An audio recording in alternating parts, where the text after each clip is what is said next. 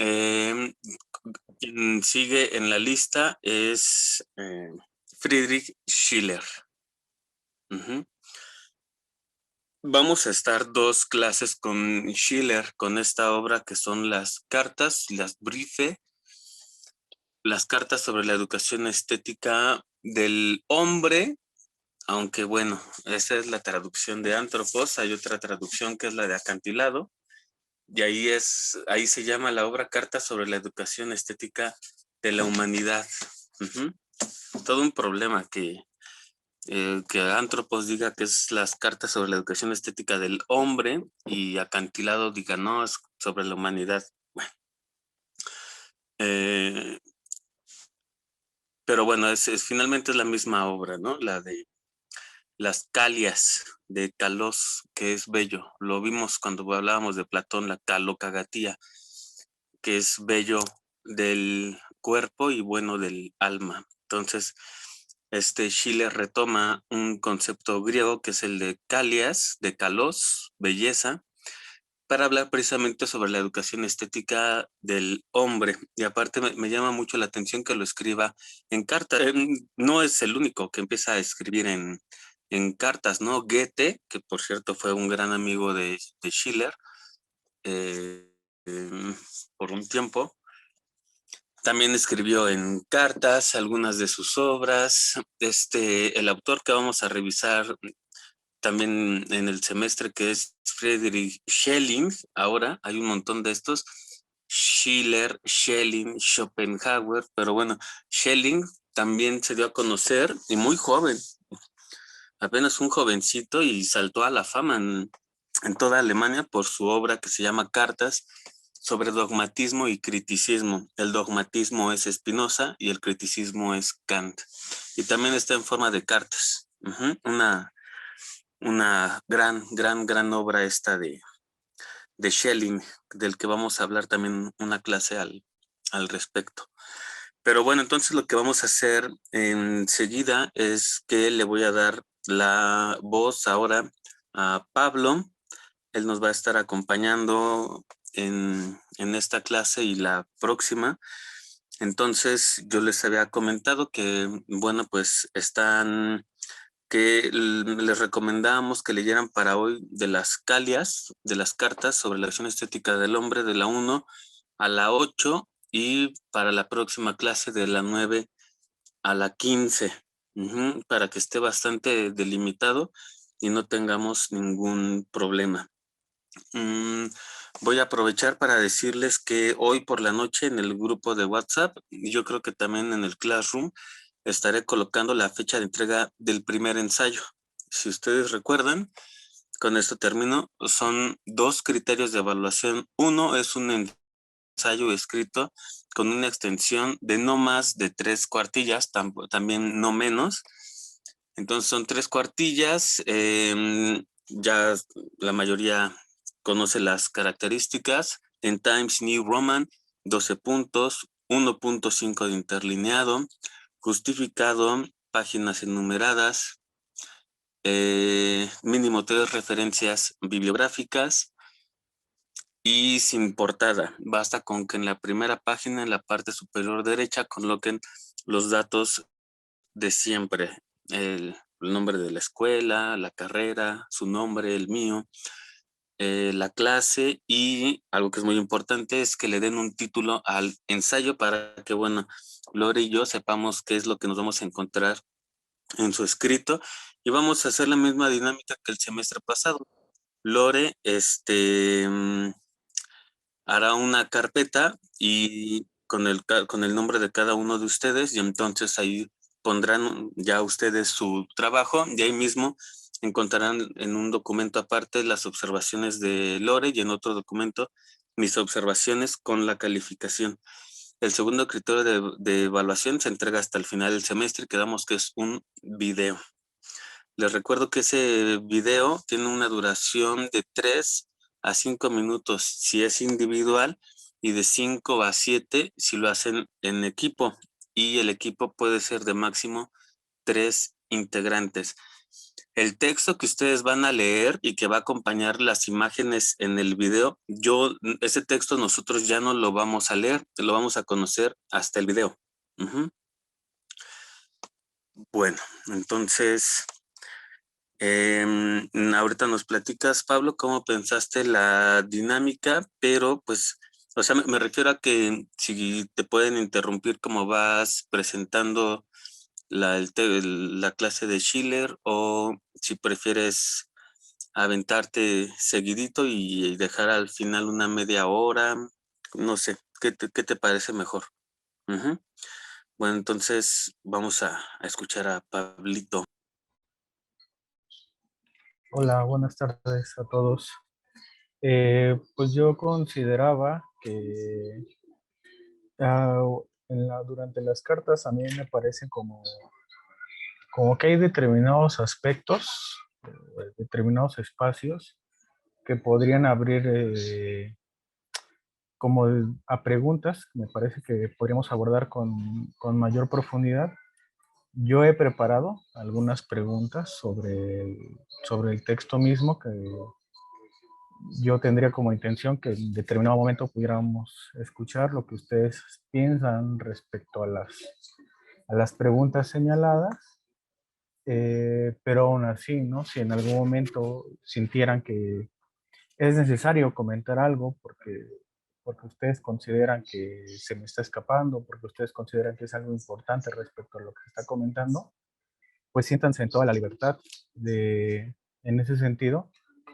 Creo que aquí tiene una función, ¿no? Como de levantar la manita y pues, en cuanto sea posible, que yo pueda poner pausa en alguna idea que esté comentando, pues se les da la palabra, ¿no?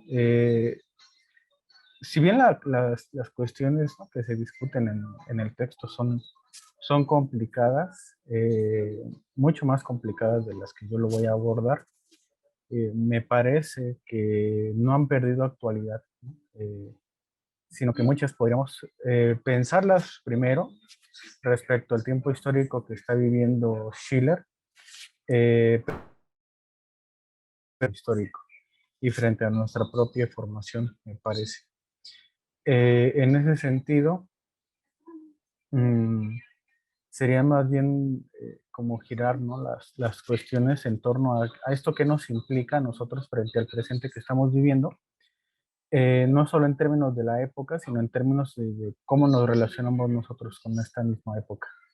Este texto de las cartas sobre la educación estética del hombre, que igual ahí está la cuestión, ¿no?, de la traducción, porque en alemán es über die ästhetische Irrsichung den Menschen. Menschen no es precisamente humanidad, ¿no? Para eso tenemos la palabra humanidad o humanidad. Entonces, no sé si haya un trabajo ahí dedicado a por qué la cuestión en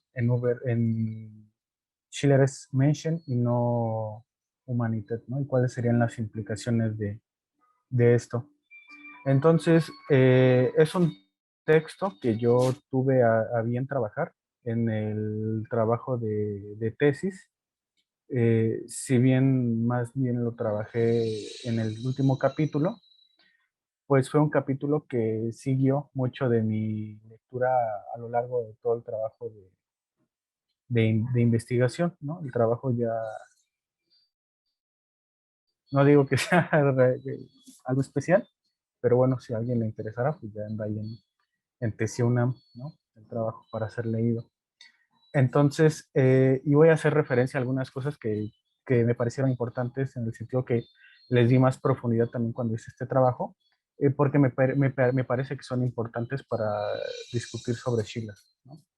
Entonces, estas cartas, que originalmente fueron cartas, ¿no? Con fecha, o sea, no eran como primera, segunda carta, sino que eran carta de julio de 1793 y demás, que son cartas que Schiller le escribe a un príncipe danés, ¿no? Y le dice que las cartas van a girar en torno a discutir sobre su concepto de belleza, ¿no?, sobre sus reflexiones de una analítica de la belleza. Entonces, estas cartas se las manda Schiller al príncipe danés y en un determinado momento eh, hay un incendio en el cual se pierden estas cartas. Entonces, el príncipe danés le pide a Schiller que vuelva a escribir las cartas. Y cuando Schiller hace esto, no solo las vuelve a escribir como estaba escribiendo en toda la cuestión que acarrea la carta, como cierta confidencialidad, cierta amistad, que hay sobre todo, hay autores, ¿no?, que hablan sobre el humanismo, que hablan de la importancia de regresar a la escritura de cartas, ¿no?, que es lo que nos permite esto. Eh, Sino que Schiller más bien como que cuando las reescribe, ya las reescribe explicándolas y ampliándolas. Y es lo que va a dar origen a este texto que después se va a publicar en Die Huren, ¿no?, Las Horas, en 1795. Y varios de los conceptos que Schiller va a trabajar, ¿no?, o varias de las cuestiones, como es el concepto de libertad, como es la unidad de los opuestos, la importancia del arte, pues van a ser más adelante y de mucha importancia, ¿no?, para otros autores como Hölderlin, como el mismo Schelling, como también va a ser Hegel. Entonces, dentro de este mismo texto, la cuestión del arte pareciera ser que es a la vez fin y medio, ¿no? Tanto así que en Verdad y Método, al respecto de las cartas de la educación estética del hombre, Gadamer va a decir, ¿no?, que una educación a través del arte se convierte también en una educación para el arte, ¿no? Una educación estética que tiene que ver mucho, mucho con esto. Entonces, voy a explicar un poco de manera como van apareciendo algunas cuestiones de las cartas. Sobre la primera carta vamos a ir un poquito más rápido, pero ya sobre la segunda y tercera me gustaría que empezáramos a detener un poco más y además como ahí empezar a discutir algunas cuestiones, ¿no? Sobre todo porque la primera carta más bien es una aclaración que tal vez para ustedes queda muy bien porque acaban de revisar a Kant y ustedes si pudieron leer el texto, que esperemos que sea así, se pudieron dar cuenta, pues Schiller está viviendo constantemente, ¿no?, de las ideas kantianas, de conceptos kantianos, tanto es así, ¿no?, que el concepto de mayoría de edad y el concepto de puro que Schiller trae a colación en algunas cartas, pues son los conceptos tal y cual los entiende Kant, ¿no?, tal cual los construye Kant, más bien. Entonces, en ese sentido, si uno acaba de revisar y leer a Kant, pues ya no lo agarra en tan curva, ¿no? Las cuestiones que dice Schiller acerca de lo puro, de lo ideal, eh, de la mayoría de edad, de la atreverse a pensar por uno mismo, de la época ilustrada. Y además, uno en cierta formación en filosofía de la educación también sabe, ¿no?, que mucho de Kant también ya estaba en Rousseau y en Schiller no es la excepción, ¿no?, sino que también, así como retoma de Kant, también va a retomar bastantes cuestiones de Rousseau. Y ahí voy a señalar algunas cuestiones en las que yo creo también hay una resonancia a futuro, ¿no? O sea, autores ya más cercanos a nosotros, que en las cuales me parece, si no sé si sea la inspiración, al menos sí se le adelanta, ¿no? Schiller se les adelanta en algunas cuestiones. Entonces, ahí mismo Schiller nos da cuenta de que las cartas van a ser una discusión acerca de la belleza y del arte.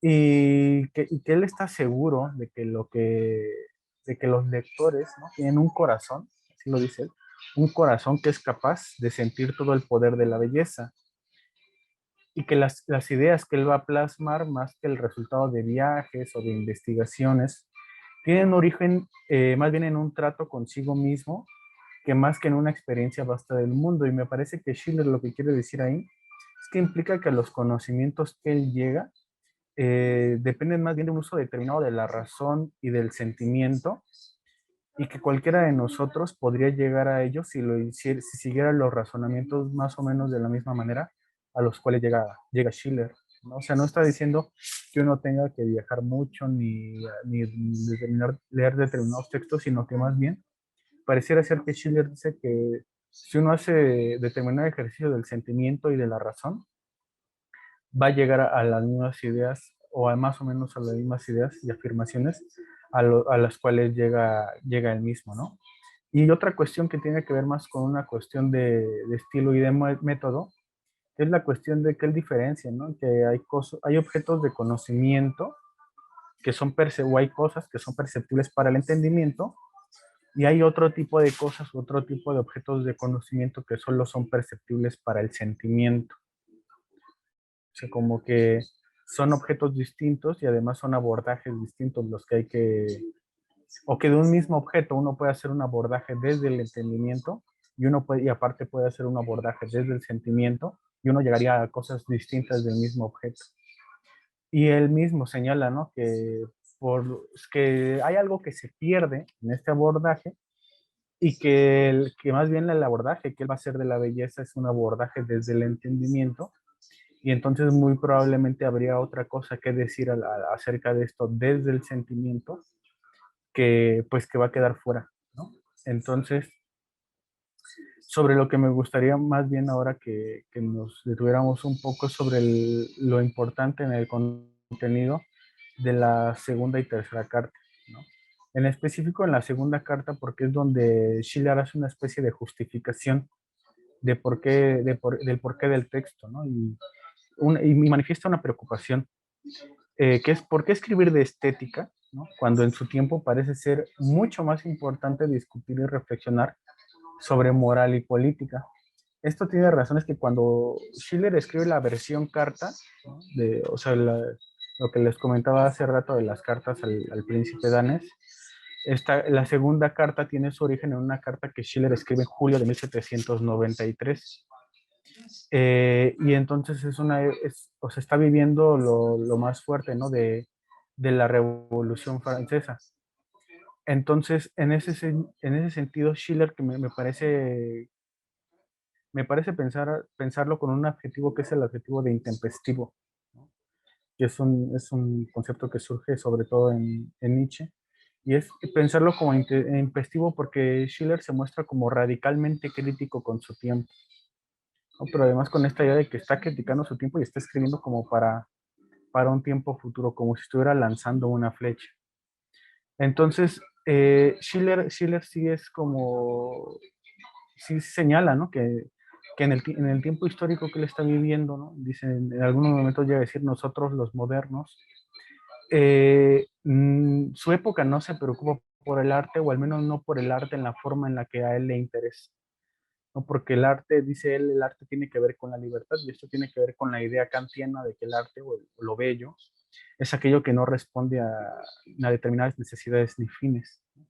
Entonces, lo que pasa, Schiller dice, es que estamos viviendo en este momento que es el gran ídolo de la época, y esta es una de las primeras cuestiones que me parece que en Schiller van a tener mucho más relevancia para nosotros, que probablemente Schiller no creyó que las cosas que él estaba diciendo iban a llegar al grado que perviven en nosotros. Y es que dice que el gran ídolo de la época es el provecho, ¿no? Der Nutzen es la palabra que él utiliza, que la estoy escribiendo en el chat, Der Nutzen, que es el provecho, la utilidad, la ganancia, ¿no? O sea, pareciera ser, dice Schiller, que dice, a partir de este momento, las cosas solo tienen un valor en la medida en la que representan un provecho, en la que representan una ganancia. Específicamente en su época, pues aquello que parece ser que tiene provecho es aquello que tiene aplicaciones políticas, ¿no? Y digo que probablemente Schiller cuando dice esto no dimensionó la forma en la cual nosotros seguimos viviendo esto, ¿no? Que es, hoy en día probablemente estamos en una forma hiperespecializada de esto, que es que ya absolutamente todo tiene que tener un provecho, ¿no? Incluso en el lenguaje cotidiano las personas nos dicen, ¿qué cosa de provecho estás haciendo? ¿No? Como si, como que pareciera ser que el valor, el horizonte en el cual las cosas adquieren valor, es que o precisamente en el cual las cosas se hacen valiosas, es precisamente su capacidad de ser utilizadas para algo, ¿no? Ya hoy en día el concepto de utilidad no es nada de lo que se imaginaba Schiller, ¿no? Y estamos viendo una utilidad ya en un sentido pragmático. Eh, y precisamente, ¿no? Los saberes, las ciencias, las investigaciones, dice el mismo Lyotard, empiezan a girar en torno a lo que él llama la performatividad, ¿no? Que es su horizonte de aplicabilidad en la relación medios-fines, dice Lyotard. Entonces, uno podría, por ejemplo, reelaborar la pregunta, ¿no?, de Schiller y cuestionarnos a nosotros en este momento. ¿Y por qué están discutiendo sobre Schiller cuando podrían estar discutiendo sobre otros saberes que tienen mayor aplicabilidad o mayor ganancia en el presente histórico que nosotros estamos viviendo? Y piensen ustedes en cuáles son los temas de moda en torno a educación, ¿no?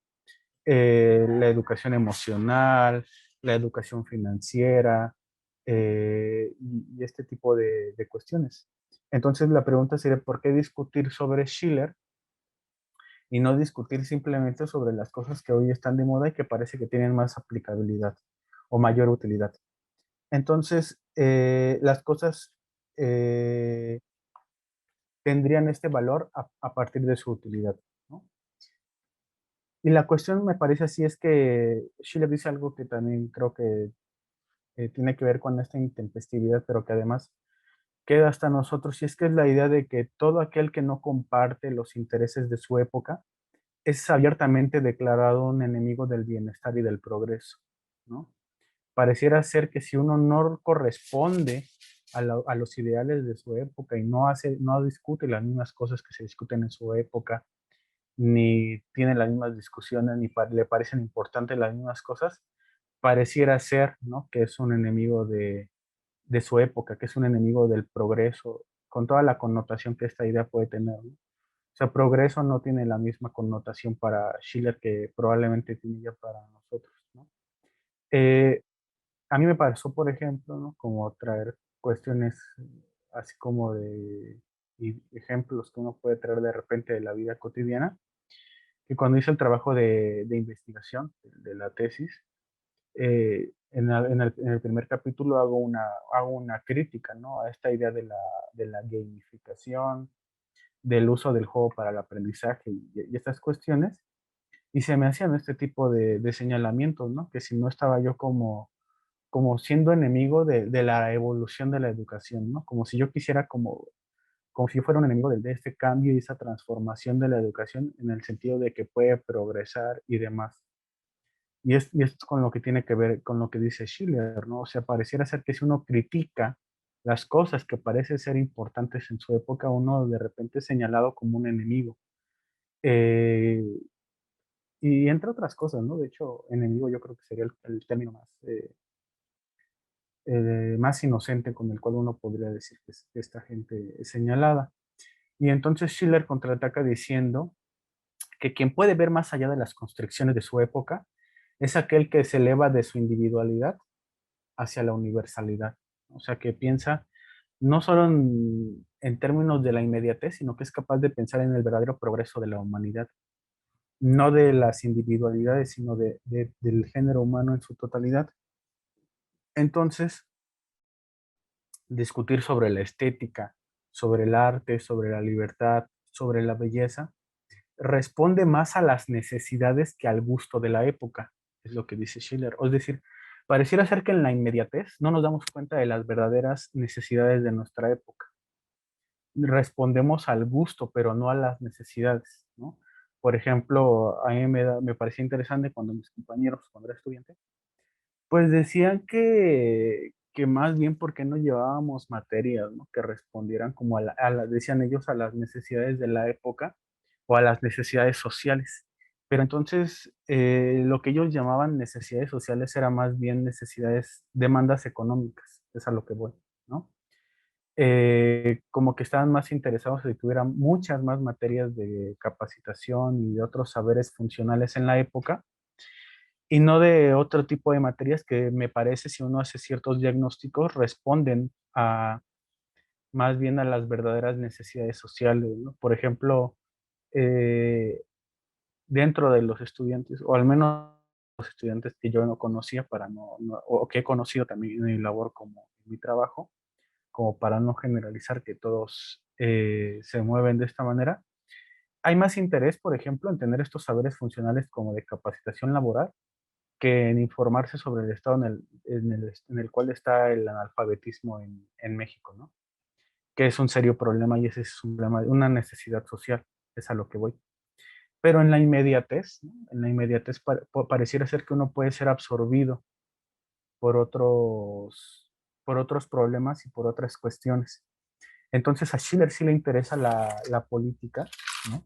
Pero le interesa en la medida en la cual la política, o sea, no le interesa como de vía directa, ¿no? Si le parece ser que la vía de acceso a a la reformación política o a la reformación moral es a través del arte, y por eso su discusión va primero desde el arte.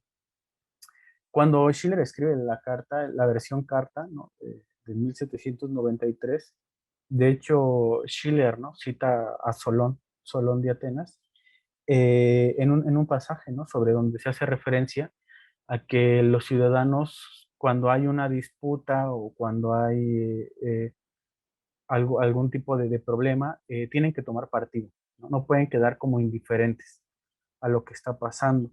O cuando hay una revuelta, tienen que tomar parte, ¿no? Tienen que tomar partido y fijar una posición. Entonces, lo que dice él es que toma la Revolución Francesa como muestra de que la gente no está educada en su interior, ¿no? Que cuando, ahorita vamos a ir a esta cuestión, que cuando se libera del estado natural, del Naturstaat, el estado natural es más bien el despotismo, un estado que se mueve por leyes naturales, que es como la ley del más fuerte y demás. Cuando la gente se libera, ¿no? Del estado natural, eh, se mueve por sus propios impulsos naturales, por sus propios impulsos arbitrarios, egoístas. Entonces, habría que primero conquistar una libertad moral antes que una libertad civil o una libertad política.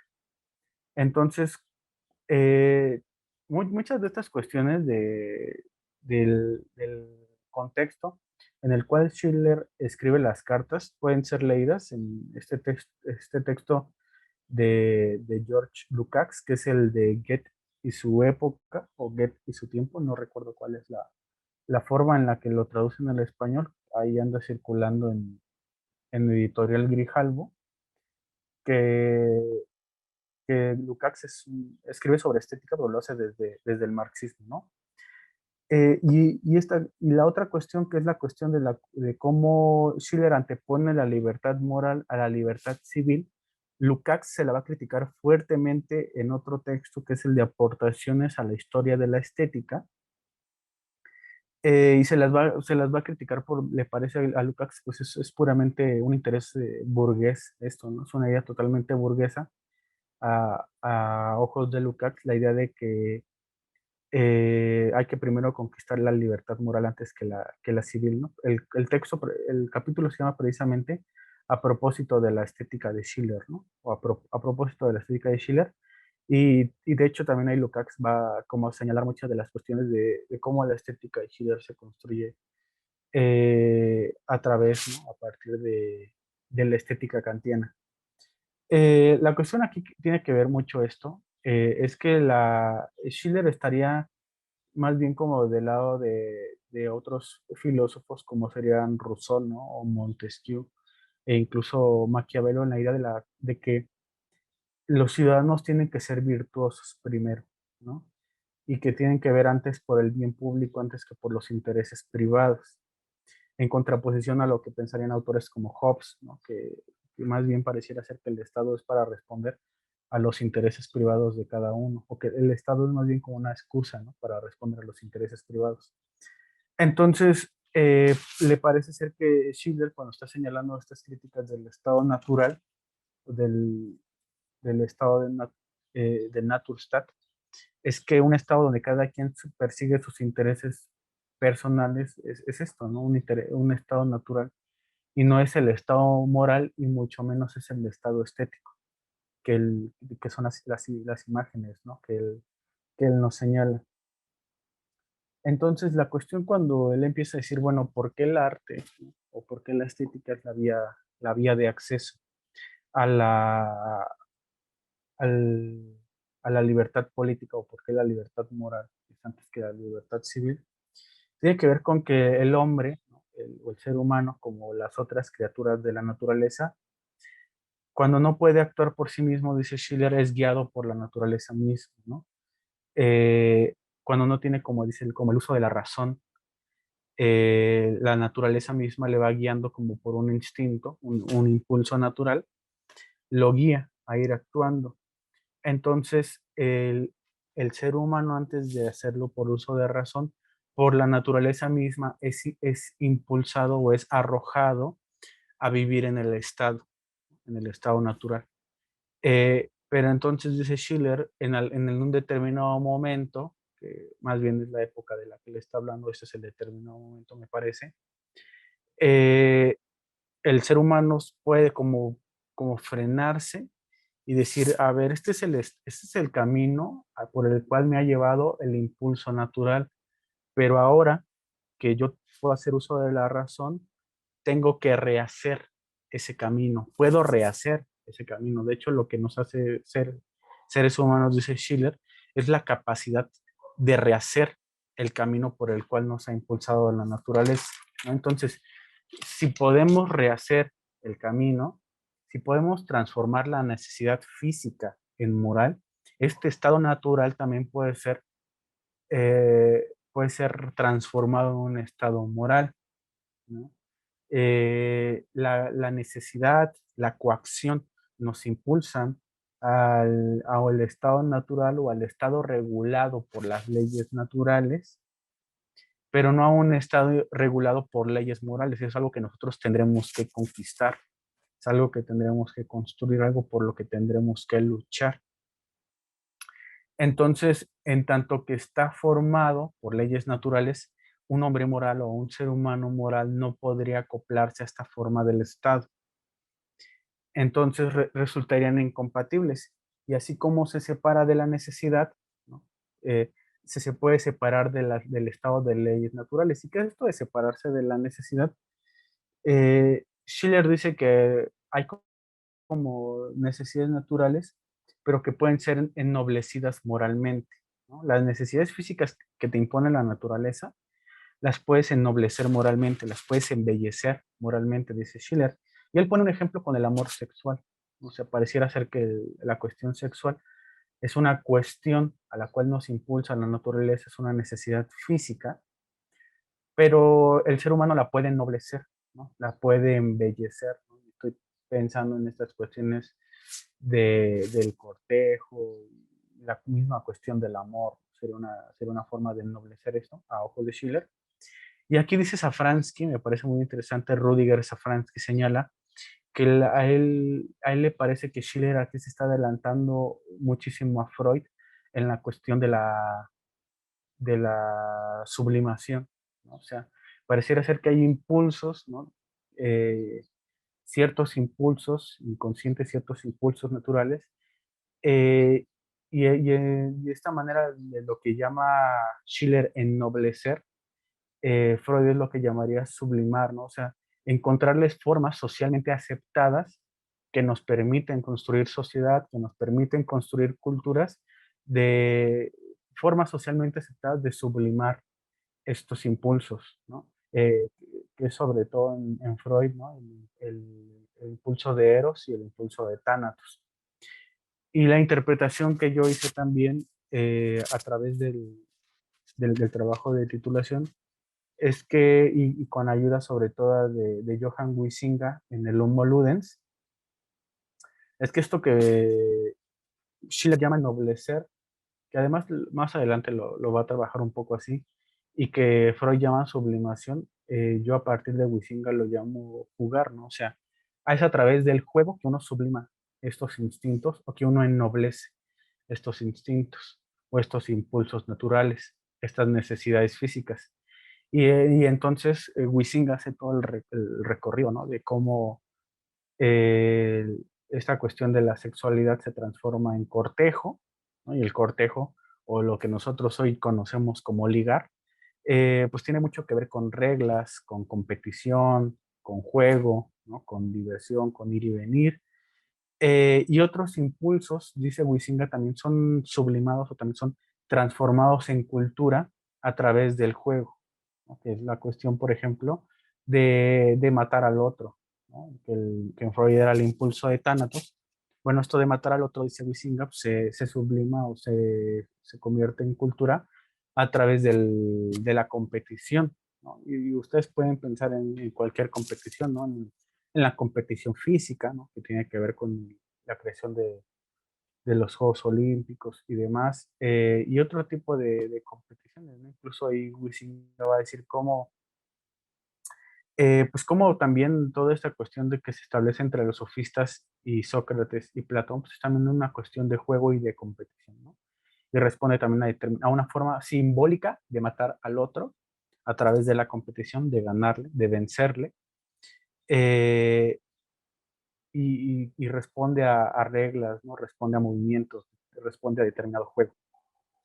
Entonces, esta cuestión me parece muy, muy interesante, ¿no? O sea, pareciera ser que uno el ser humano no tiene por qué limitarse a las cuestiones que le imponen la naturaleza o a las necesidades e impulsos que le imponen la naturaleza, sino que él los puede rehacer, ¿no? Los puede transformar. Entonces hay que tener mucho cuidado, por ejemplo, con las personas que dicen que hay un estado natural y hay una familia natural y hay una educación natural y que tienen mucha necesidad de defenderlo, ¿no? Pareciera ser que se están limitando a responder solo al impulso y a la imposición natural, ¿no? Y que no están rehaciendo el camino y que no se dan cuenta que el ser humano puede rehacer ese camino y retransformar esas mismas necesidades e impulsos, ¿no? Y entonces dice ya el ser humano ya formado y en la mayoría de edad, pues es este concepto kantiano, ya de atrever a pensar por sí mismo, eh, el ser humano puede reconstruirse, ¿no?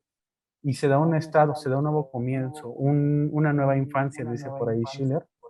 Entonces el estado por leyes, el estado ordenado, por leyes racionales, se le pueden otorgar finalidades distintas a las que tiene el estado ordenado por leyes naturales, ¿no? Entonces, por mucho que la arbitrariedad se presente como algo sólido y como algo respetable, eso no es una justificación para mantenerla en el estado natural en el cual se encuentra, ¿no? O sea, no porque haya sido así durante mucho tiempo o porque se haya mostrado como algo necesario o como algo sólido, quiere decir que lo tengamos que mantener así siempre, porque entonces estaríamos doblegando la libertad a dicha arbitrariedad. Por lo tanto, hay que transformar el estado natural en un estado moral, que tiene que ver con esto de que el estado natural pues, es contradictorio con un hombre moral, pero la cuestión problemática que se presenta ahí es que el estado natural es suficiente para el hombre físico, ¿no? Para el hombre natural, pero el hombre físico o el ser humano físico es real y el ser humano moral es un supuesto, un ideal, ¿no? Entonces no podemos desaparecer sin más el estado natural porque es el sostén del individuo físico. Entonces tendríamos que encontrar un apoyo que nos permita hacer una transición entre el estado natural y el estado moral, ¿no? Entonces, la cuestión que nos permite hacer esto, al parecer, es un tercer estado, ¿no? que media entre el estado natural y el estado moral, que para ir adelantando cosas, que en realidad son cosas que se discuten en las siguientes cartas, no las que vamos a abordar hoy, es el estado estético, ¿no? Hasta ahí no sé si tuvieran alguna duda, alguna pregunta, comentario.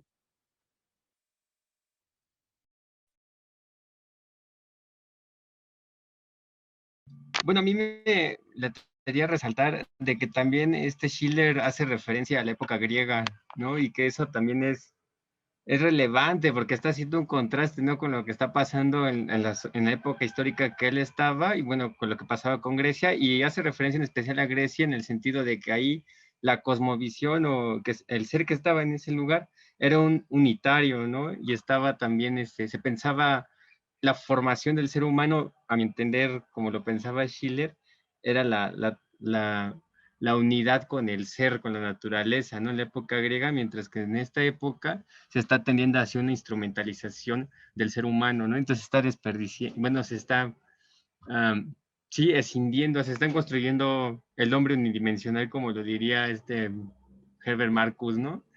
Y a través de la estética ella es como que recupera esta libertad para que otra vez se vuelva a conectar con esta totalidad de la naturaleza. Está muy chido ese planteamiento y la relevancia que tiene ese planteamiento ahorita en nuestra época y más en pandemia, ¿no? Y eso quería resaltar nada más. Gracias. No, sí, de hecho creo que es muy importante esto. Se discute sobre todo en la sexta carta y a mí esto me parece interesante porque esta actitud es como de que es válido, ¿no? Regresar, ¿no? O ver históricamente otras épocas, pero verlas como en contraste a nosotros, ¿no? Que me parece que es una actitud que sobre todo va a estar más adelante en Foucault, que es como de volver hacia atrás, como para ver en qué hemos cambiado, ¿no? En qué nos hemos transformado, qué es lo que ha ido cambiando, si se ha perdido algo o no, qué es lo que ha ido emergiendo.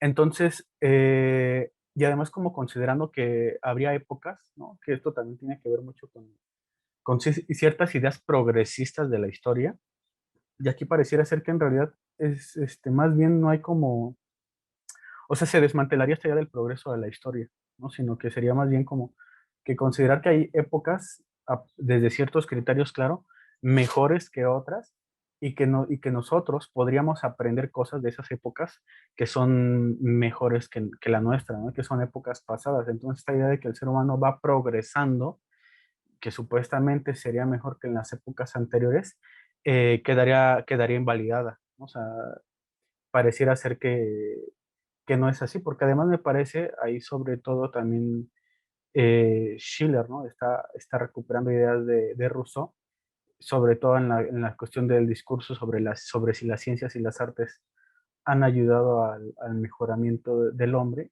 y pues pareciera ser que no es así, ¿no? Que pareciera ser que más bien la cultura ha degenerado al ser humano. Y no es que Schiller esté tampoco apostando igual, me parece Rousseau tampoco está apostando a regresar al estado de naturaleza,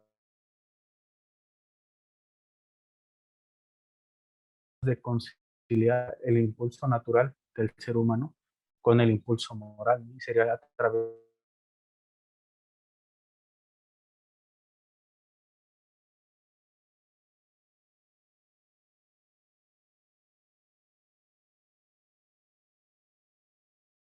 como que hay con el impulso moral y hay intereses, ¿no? O gustos que tendrían que ver con el impulso natural. Y entonces Schiller apuesta a que un ser humano que se forme, ¿no? De esta manera escindida, ¿no? Entre lo moral y lo natural, en realidad no tendría ningún dilema entre lo que quiere y lo que debe de hacer, ¿no? Sino que en realidad para ese ser humano, el deber y el querer coincidirían en los mismos objetos. Eso a mí me parece muy, muy interesante porque, sobre todo por las críticas que ya tenemos nosotros que se le han hecho a la moral, pues sí consideramos, ¿no? Que es inconcebible, sobre todo en la mayoría de las ocasiones,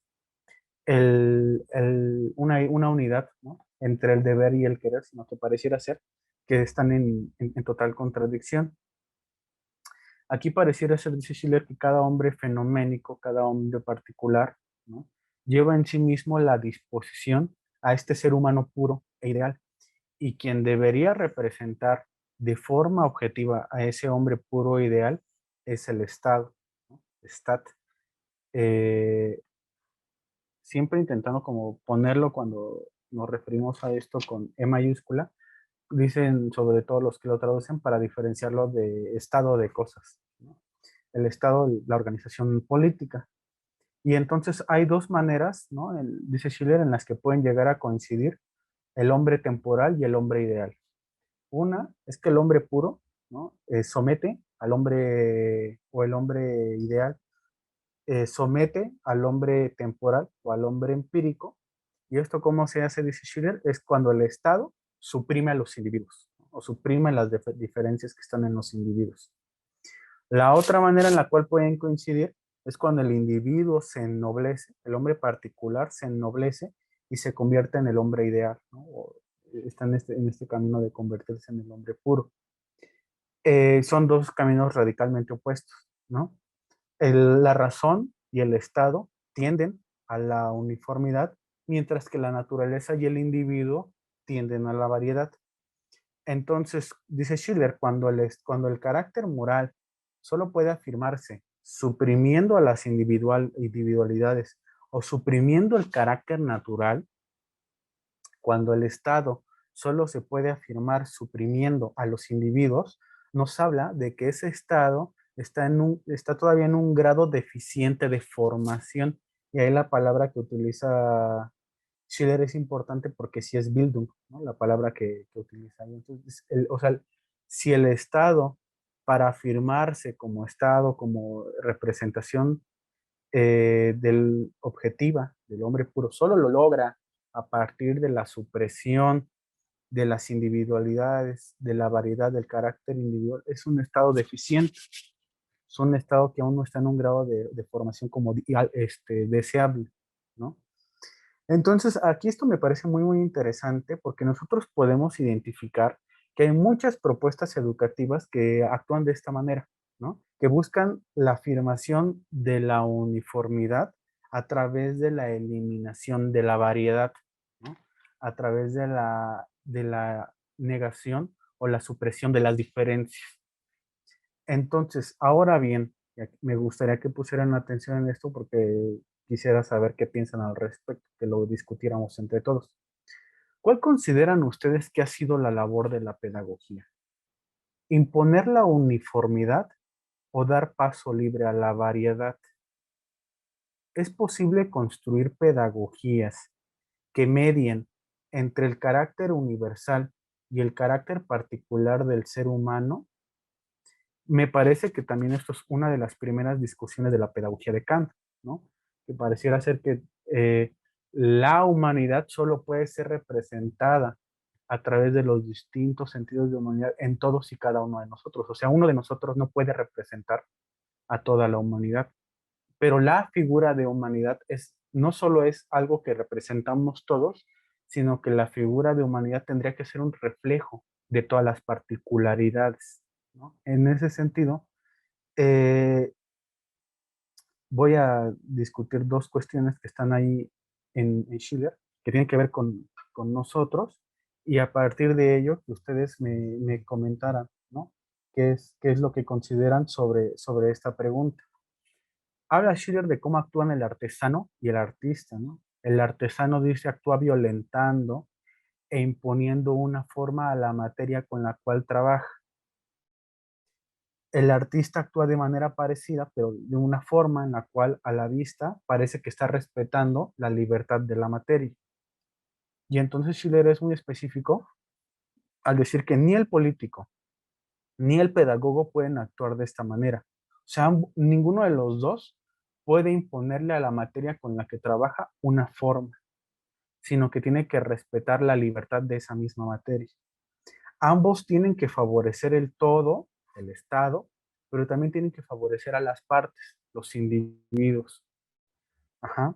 Se preocupan por algo más grande que los individuos, a la vez que respetan el carácter individual y subjetivo de cada uno de ellos. El Estado solo puede ser la figura objetiva de la humanidad si es reflejo de todas las particularidades y que a la vez cada particular tenga en sí mismo la imagen y la idea del Estado. Cuando no se logra esta armonía interior, cuando se logra esta armonía interior, es donde se mantiene a salvo su singularidad y entonces se mantendrá uno pendiente de salvaguardar también la colectividad, porque esa colectividad misma es la que nos permite la idea de nuestra singularidad y es lo que nos permite la idea de humanidad. Cuando se oponen, lo único que puede resultar es que el Estado aplaste y suprima las particularidades. Y entonces hay dos formas en las cuales el hombre se opone a sí mismo, como salvaje o como bárbaro. Pero ahorita vamos a ir hacia allá. Voy a repetir la pregunta para que lo pudiéramos discutir, para escuchar qué es lo que piensan ustedes. ¿Cuál consideran ustedes que ha sido la labor de la pedagogía? Imponer la uniformidad, imponer suprimir las singularidades o dar paso libre a la variedad. Y la otra pregunta sería si es posible construir pedagogías que medien entre el carácter universal y el carácter particular del ser humano.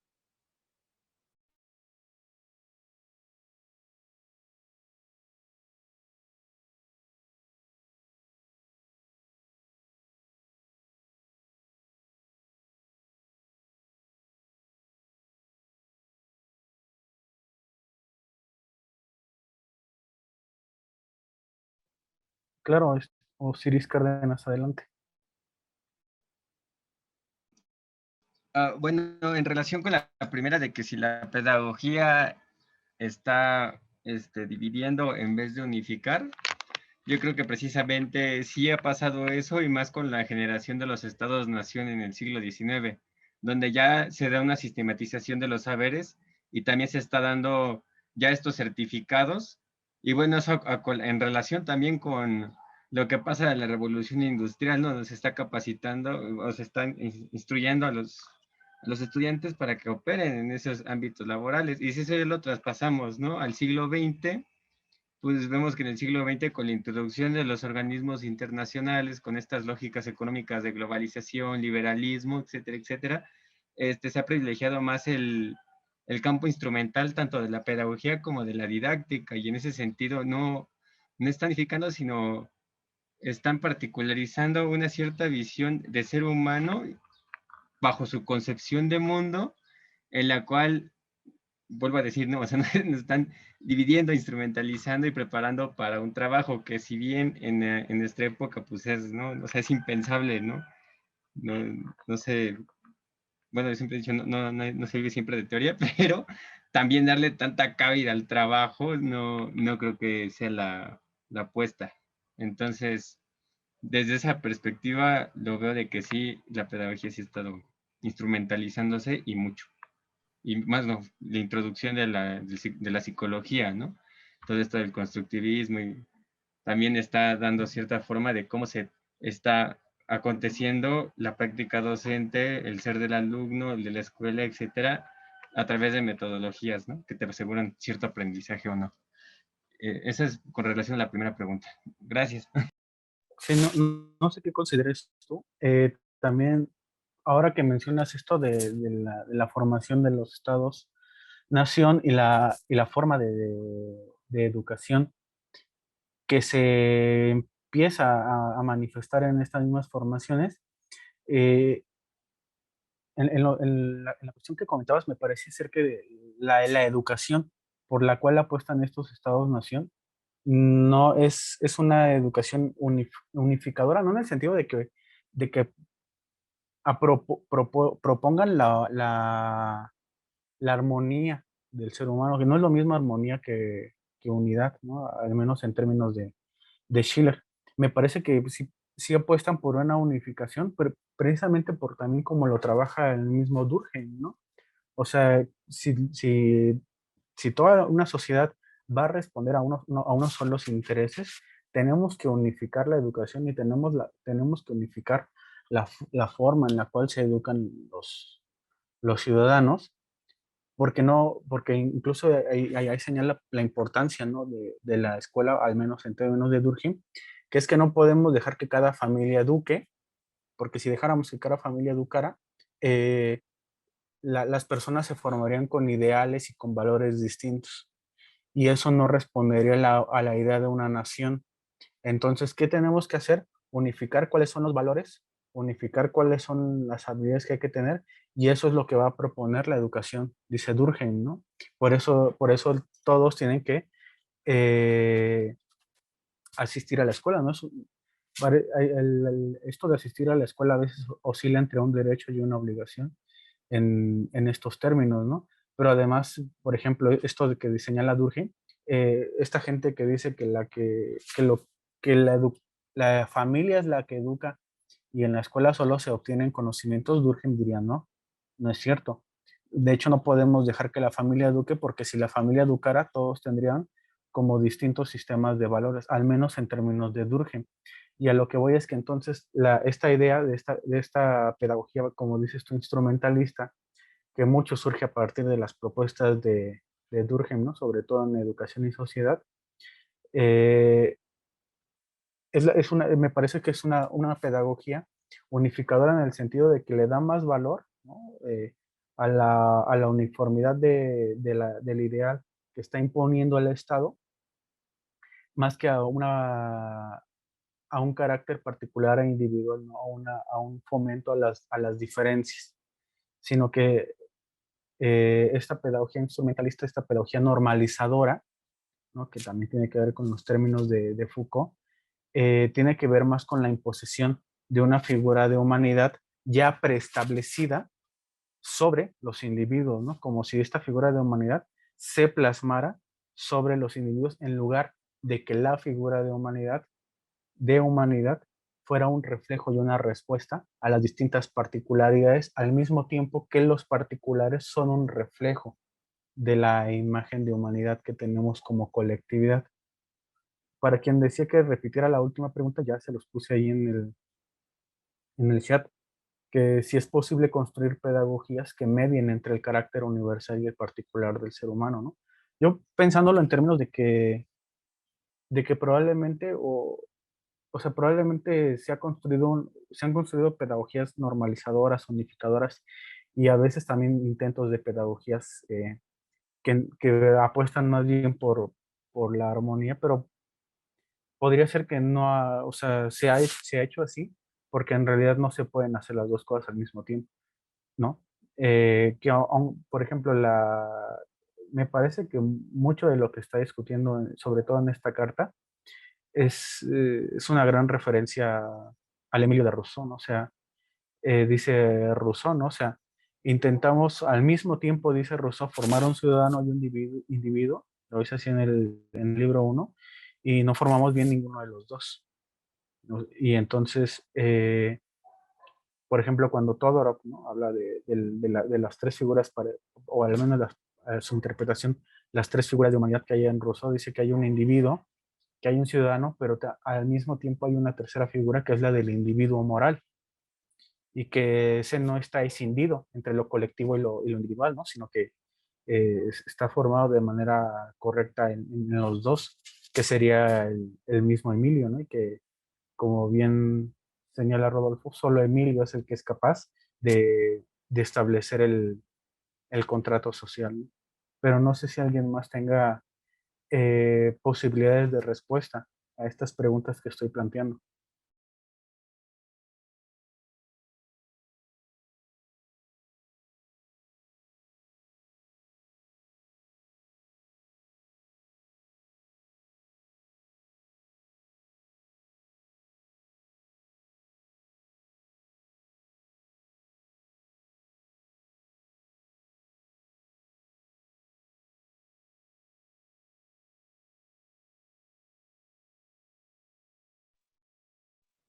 Bueno, también sí. Yo, sí, ¿sí Sí, escucha? claro. Ah, ok. Bueno, respecto a a la segunda pregunta de si es posible construir pedagogías que me carácter universal y particular. Bueno, no sé, estoy como, sí estoy de acuerdo contigo. Bueno, no sé si esta es tu postura, pero en el, Lore, en el te sentido escuchas un en poco que cortada, ¿no? es que no se escucha, Te escucho. pero bueno, lo escribo en el chat. ¿Está bien? O si escucha. Sí te escuchas un poco cortada, pero creo que sí se alcanza a entender lo que quieres decir, pero como tú te sientas mejor. Ah, bueno, lo voy a decir. Si no se escucha, pues ya lo intenté. Ok, Entonces, es lo que te decía, que no sé si sea tu postura, pero creo que pues, sí es un poco difícil que las dos pedagogías emerjan al mismo tiempo o que sea una sola, porque si buscas la universalidad, digo, ya estás queriendo, como de cierta manera, homogeneizar a las personas o a las personas que pertenecen a esta universalidad, Y si es muy particular, pues también serían como pedagogías distintas, no cabrían más, creo yo, considero.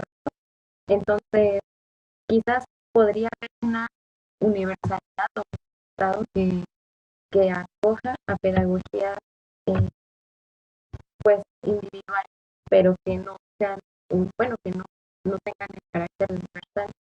Creo yo que esto podría ser una solución, porque no habría una universal, pero pues bueno, eso es como lo que yo tengo que aportar.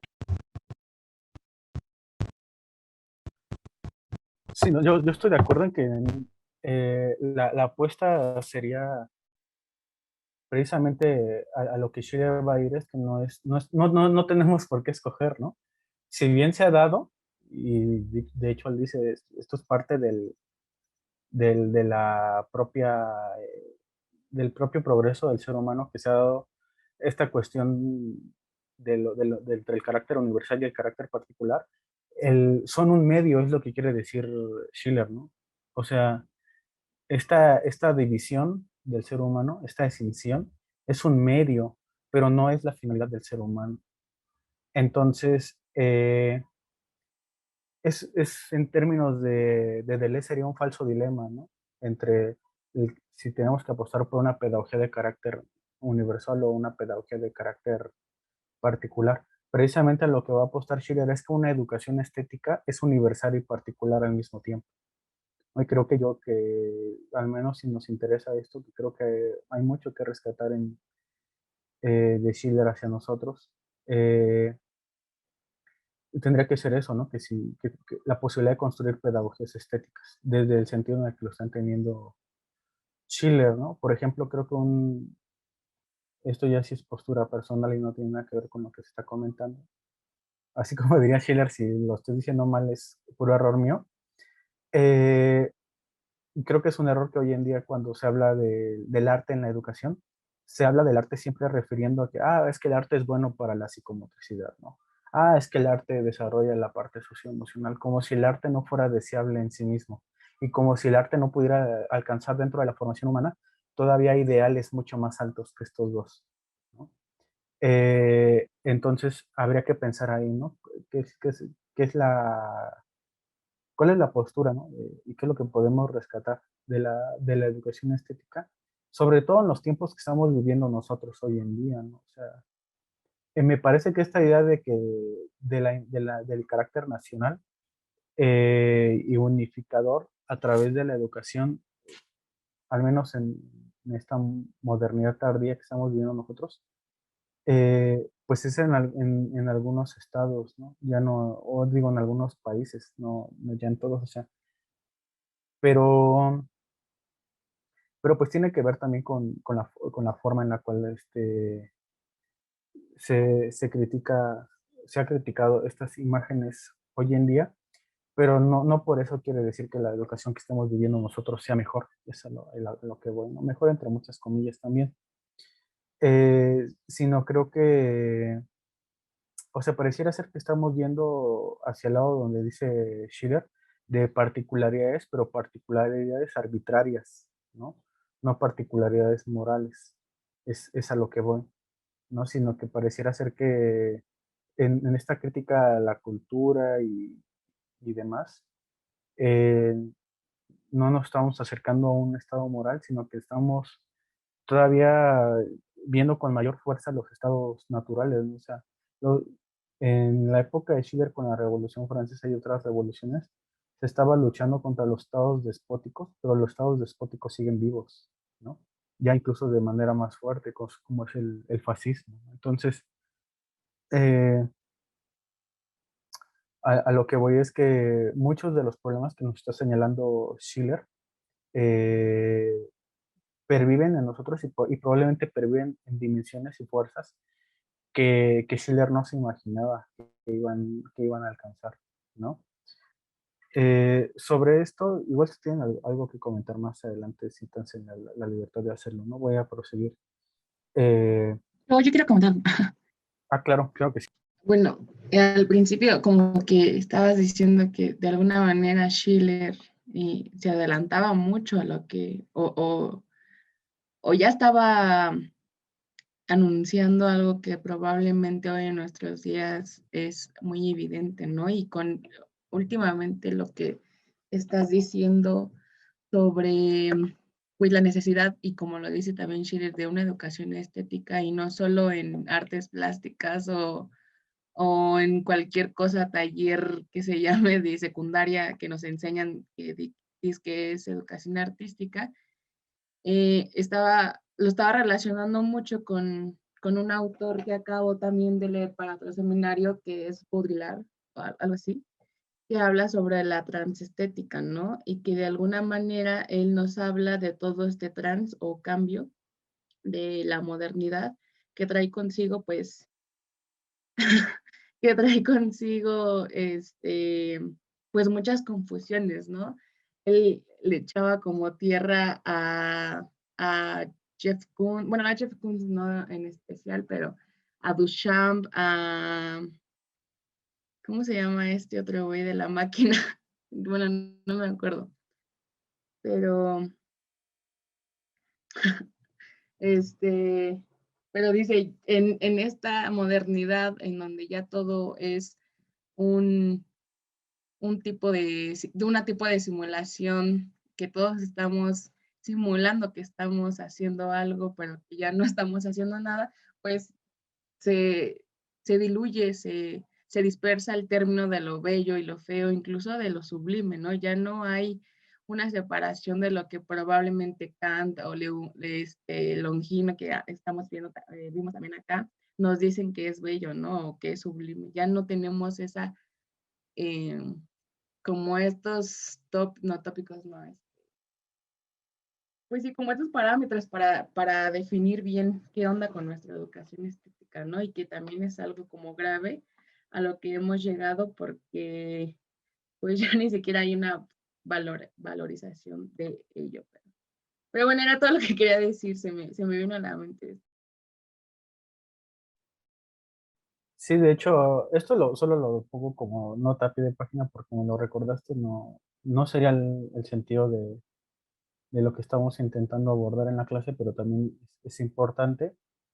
Eh, es que ahorita que dijiste, ¿no? De la crítica que le hace Baudrillard a Jeff Koons, otro que también critica las obras, no más voy a decir obras porque no sé si habría que decir que son obras artísticas, de Jeff Koons, es Byung-Chul Han, ¿no? En este texto que habla sobre el arte, ahorita no recuerdo el nombre que tiene Byung-Chul Han, y habla, ¿no? Pues es que es más bien son obras ya totalmente vacías, ¿no? Eh, ahí no hay belleza, dice Han, ahí lo que hay es algo que es agradable, algo que provoca gusto, pero no hay belleza ahí, ¿no? Eh, y ya son obras totalmente vacías, ¿no? Que tiene que ver con lo kitsch también un poco. O sea, ya no son obras, ya no son obras que interpelen, dice Han, ya no son obras que tengan sentido y significado, que nos inviten a pensarnos, que nos inviten a reconstruirnos, que nos promuevan o nos muevan a hacer acciones más grandes, son cosas vacías totalmente. O sea, dice incluso Han, dice ahí no hay hermenéutica, ahí no hay interpretación, no hay quiebre, no hay ruptura, o sea, no hay nada ahí. No, es totalmente vacío. Y además dice Han, es una estética que ya no solo está en las obras de los museos, ya está en todos lados ese tipo de estética, es lo que quiere decir coreano, filósofo coreano alemán, Byung-Chul Han. Pero bueno, solo como la nota, ¿no? Porque me lo recordaste. Eh, ahora sí, entonces comentaba en lo último, ¿no? Que antes de abrir este pequeño espacio, que es la cuestión de que el hombre se opone a sí mismo en dos formas, ¿no? Que es el salvaje y el bárbaro. En el salvaje, ¿no? Que pareciera ser que la naturaleza es más importante que la cultura, o el impulso natural es más importante que el impulso moral. Y en el bárbaro, la cultura es más importante que la naturaleza, con una pequeña Sí, una pequeña distinción, un pequeño asterisco ahí en que la cultura sea más importante que la naturaleza. De hecho, Schiller no tiene reparo en decir que el bárbaro es más despreciable que el salvaje, porque dice, o sea, el bárbaro cree que la cultura es más importante que la naturaleza, pero lo dice de boca nada más, ¿no? Porque se sigue moviendo por impulsos naturales. Y, o sea, sigue siendo arbitrario, sigue siendo egoísta, sigue sometiendo a otros de manera deliberada, ¿no? O sea, el salvaje, en términos de Schiller, es el que está haciendo la Revolución Francesa, ¿no? O sea, está destruyendo las instituciones culturales, pero no se trata nada más de cómo regresar a un estado natural, ¿no? O un estado anterior, por decirlo de otra manera. Pero el bárbaro, que dice que la cultura es más importante que la naturaleza, eh, pero pero sus maneras de actuar siguen siendo naturales, ¿no? O sea, declara que hay que respetar el Estado, pero su forma de actuar, su forma de relacionarse con nosotros, sigue siendo la de las leyes naturales, ¿no? La de la arbitrariedad, la de el sometimiento, la de todas estas cuestiones, ¿no? A mí se me ponen unos ejemplos, pero dicen que no hay que hablar de estos ejemplos en época electoral. Pero esa es la gente que defiende las instituciones políticas porque supuestamente nos llevan a la moralidad y a una mejor convivencia, pero son gandallas con nosotros, ¿no? Pero, o sea, es la señora que dice que, la señora que critica a AMLO por fascista, pero ella es fascista con la señora que tiene contratada para hacer la limpieza en su casa. O sea, la somete, le paga mal, no la deja quejarse y este tipo de cuestiones. Eh, pero bueno, no, o sea, lo voy a decir a broma, no voy a decir white chicken porque van a decir que estoy haciendo racismo inverso, ¿no? Entonces, y estas cuestiones, ¿no? Entonces, la arbitrariedad del estado natural se ha empezado a desmascarar y a desmoronar, ¿no? A derrumbar, dice Schiller, que es lo que tiene que ver con las revoluciones que él está viviendo en su tiempo. Pero las personas en el mundo, dice él, se alzan para derrocarlo y exigir sus derechos. Y entonces tenemos una posibilidad física de cambiar el estado, pero carecemos de la imposibilidad moral para transformarlo, ¿no? Es decir, eh, tenemos que reformar el estado, sí, tenemos que reformar el estado natural, pero ello no significa que hay que renegar totalmente de él. O sea, hay que transformar las instituciones, pero eso no quiere decir que las abandonemos totalmente, que es un poco a lo que dice Schiller, está apostando el salvaje, ¿no? Pero por otra parte, lo que decía el bárbaro es peor porque reniega de la naturaleza, la niega, pero en su forma de conducirse con los demás, sigue moviéndose por impulsos naturales. Entonces, la cultura, ¿no? Que en lugar de darnos libertad, lo que ha hecho es que nos ha impuesto nuevas necesidades que parecieran ser que vuelven a tener este carácter de obligatorias y entonces le restituye este carácter de natural, ¿no? Pero ahora que mencionaba, por ejemplo, que mencionaban a Herbert Marcuse, ¿no? En El hombre unidimensional, incluso dice ahí Herbert Marcuse, ¿no? Que hay tres necesidades, ¿no? Que son la comida, el, el alimento, el vestido y la vivienda, ¿no? Todo lo demás son imposiciones culturales y yo creo que incluso ahí habría que ponerle matices a esas tres, a ver si de verdad son necesidades naturales, ¿no? Pero, o sea, lo que dice Schiller es importante ahí, ¿no? Cómo la cultura, no, en lugar de liberarnos de las necesidades naturales, lo que hace es imponernos más necesidades que se recubren con este carácter de natural y de obligatorio, ¿no? O sea, el hecho de que todo mundo tenga un celular y este tipo y que todo mundo cree que tiene que estudiar una carrera para tener un trabajo y consumir cosas, ¿no? Se nos imponen como necesidades. Por poner un ejemplo muy banales, ¿no? Pero entre otras cosas puede ser en esta idea de que la cultura, en lugar de separarnos, ¿no? De la necesidad, nos regresa a ellos, ¿no? Y nos impone más necesidades. Y entonces ahí empieza una discusión que me parece muy importante y muy larga, que es la de la sexta carta, ¿no? Y esta es muy, muy, muy, muy importante porque lo que dice es que todos los pueblos que han tomado el camino de la civilización se han alejado del principio de la naturaleza, pero dice él lo han hecho por razonamientos equívocos, ¿no? Antes de rehacer el camello por medio de la razón. Y entonces considera, como señalaba hace un momento Osiris Cárdenas, señalaba que él considera a los griegos clásicos como un pueblo superior, ¿no?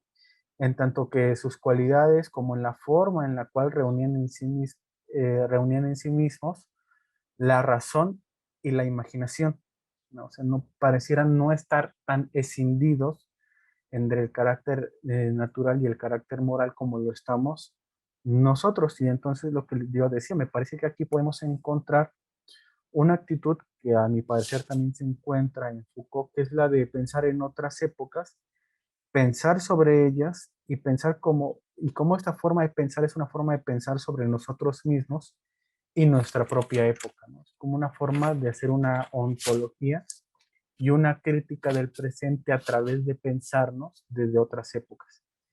Entonces, en donde los griegos se encontraban en armonía, los contemporáneos de Schiller se encuentran divididos, ¿no? Y los hombres modernos con los que convive Schiller se formaban de manera fragmentada y ahí a mí me parecía necesario abrir el espacio para otras preguntas, ¿no? Y es la pregunta de cómo nos formamos nosotros, ¿no? En el sentido de que ya estamos viviendo nosotros la hiperespecialización de las ciencias, ¿no? Y de los saberes en general, pero además que nos movemos muchas veces por la búsqueda de saberes puramente funcionales, ¿no? O instrumentales. Y estoy pensando en el sentido de cómo nos formamos nosotros en nuestro tiempo, ¿no? Porque incluso uno llega a tal grado en esta búsqueda de saberes funcionales que no sé si ustedes, o sea, no, bueno, lo digo es de manera así al aire, no como no señalando a nadie en específico, ni mucho menos, eh, que uno llega, por ejemplo, y yo escuchaba esto en el último año de preparatoria, que les decían a los maestros, ay, yo no sé por qué llevo esto si no tiene nada que ver con la carrera que yo voy a estudiar, ¿no? Y pero, ¿sabes? Ese sentimiento pervive en la universidad, ¿no? Es de, ay, maestro, ¿por qué vemos esto si de esto no se trabaja? ¿No? O sea, de esto no hay trabajo, esto no sirve, ¿no? O sea, así lo dicen, esto no sirve para nada. Entonces, a mí me parece, no sé qué piensan ustedes, me gustaría que comentaran algo a raíz de esto.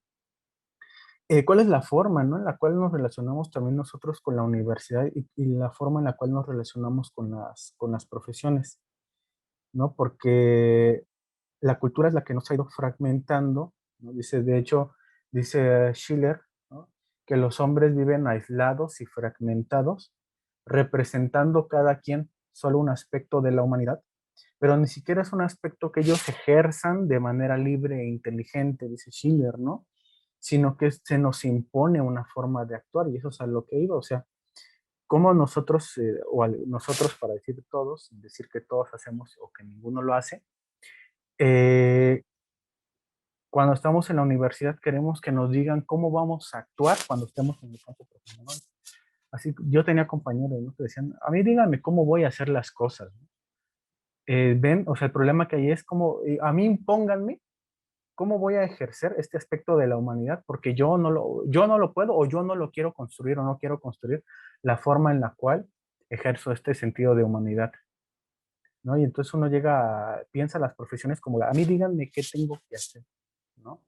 Y precisamente muchas profesiones y muchas carreras universitarias se han hipermercantilizado en el sentido de que su único horizonte de las materias y de aplicabilidad es en el mercado laboral, ¿no? Y en determinadas y específicas formas de actuar dentro del mercado laboral.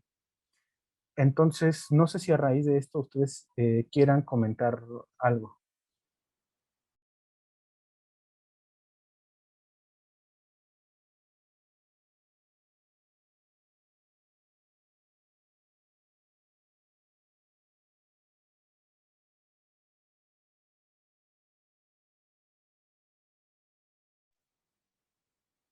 Bueno, si no, no pasa nada tampoco.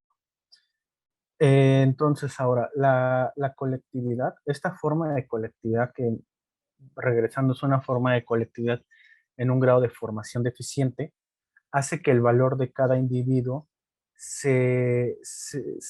o sea, sea solo en la medida en la que puede hacer tareas de provecho para esa misma colectividad, ¿no? Entonces, dice Schiller, así se perpetúa la miserable existencia de esta malformada colectividad, ¿no? O sea, en esta forma en que los hombres viven como fragmentados y como representando solo una idea de humanidad o un aspecto de la humanidad de una forma en la cual no la pueden ejercer de manera libre ni inteligente, eh, se perpetúa esta forma de colectividad, ¿no? Donde el Estado es ajeno o una cosa ajena a las particularidades.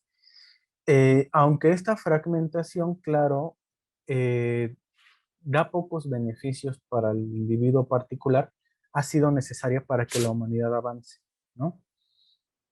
Pero es lo que señalábamos, la oposición entre fuerzas es el instrumento de la cultura, pero solo es un medio, no es el fin. El intenso desarrollo, ¿no?, de determinadas facultades, dice Schiller, puede generar hombres extraordinarios, pero nunca va a generar hombres felices y perfectos. Habría que entender, también habría que poner en perspectiva qué es lo que entiende Schiller por hombres felices y perfectos, ¿no? Y entonces, para restituir lo que la cultura ha superado, para superarnos del instinto impuesto por la naturaleza, para esto de desarrollar solo una capacidad, o porque nos ha impuesto el estado natural, que es lo de desarrollar solo una capacidad, tendremos que construir una cultura más elevada, pero no podemos esperar que el estado natural construya esta cultura más elevada, porque pues, es su propia destrucción, y el estado moral no la puede construir porque el estado moral no existe, ¿no? Entonces, eh, toda pretensión de reformar el estado y la cultura es prematura si no se reforma primero el hombre, si no se arregla esta división, esta decisión interna primero. La degradación de la cultura, ¿no?, lleva a unos al libertinaje del estado natural y a otros dar una cómoda servidumbre. Entonces, la tarea, dice incluso, la tarea de reformar la cultura puede llevar siglos en concretarse, ¿no? Y tendremos que restituir la propia formación del ser humano antes que el Estado. A mí me parece esto muy, muy importante, porque es algo que, porque también está en ruso y tiene que ver mucho con nosotros, que es que me parece que, al menos en este sentido, probablemente no estoy haciendo Schiller decir cosas que no están en él, y que tiene que ver con nosotros, no se resuelve o al menos la propuesta es que no se resuelve lo educativo a partir de lo político, sino que se resuelve a partir de lo educativo. Y creo que hoy en día muchas veces estamos esperando que lo educativo se resuelva a partir de lo político. No, o sea, mucha gente dice, es que cuando tengamos un secretario de educación que haya sido pedagogo o que haya sido maestro, yo qué sé, ¿no? Cuando se construya una nueva reforma educativa que de verdad apoye a los maestros y a los estudiantes, ¿sí? O sea, como esperando que hasta que no haya determinada transformación política, hasta entonces no se podrá transformar lo educativo, ¿no? Y entonces Schiller está diciendo, ¿no? O sea, en realidad primero hay que preocuparnos por la formación del hombre y hasta que resolvamos eso, se va a poder resolver lo político y lo cultural, ¿no? Esto tiene que ver con otras formas de crítica cultural que se hacen, ¿no?, como la crítica al capitalismo o la crítica al patriarcado. Lo que está diciendo Schiller es que podemos transformar la estructura social, pero si no hemos transformado nuestra propia formación, va a seguir perpetuándose, ¿no? Esta forma de, o sea, como en términos de, por ejemplo, de Bourdieu, no importa que tú transformes las estructuras sociales objetivas si no has transformado las formas de pensar, ¿no? Incluso muchos y muchas antropólogas lo han dicho, ¿no? Dice, una estructura social puede ser gobernada por mujeres y seguir siendo una estructura patriarcal por la forma en la cual se ejerce el poder, ¿no? O sea, lo que van es que tendríamos que transformar esta decisión, tendríamos que transformar esta formación antes de buscar transformar las estructuras sociales objetivas. Y entonces Schiller pregunta en referencia a Kant por qué si está viviendo en una época ilustrado, los seres humanos se comportan como bárbaros, ¿no? Para pensar, para ganar en la razón y en el pensamiento hay que luchar, dice Schiller.